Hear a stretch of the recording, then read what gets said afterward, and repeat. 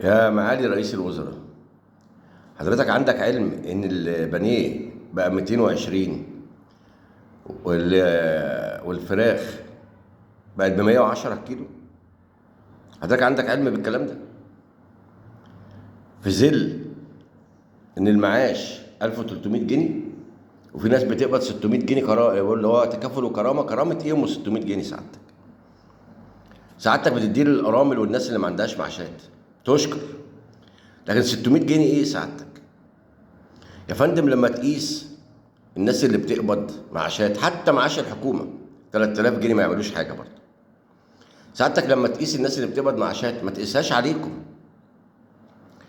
هات وزير الشؤون الاجتماعيه ده وقول له اقل معاش عندك بيقبض كام، وقيس الاسعار عليه.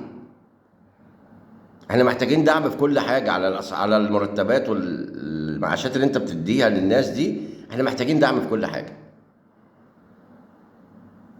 يتوب علينا ربنا.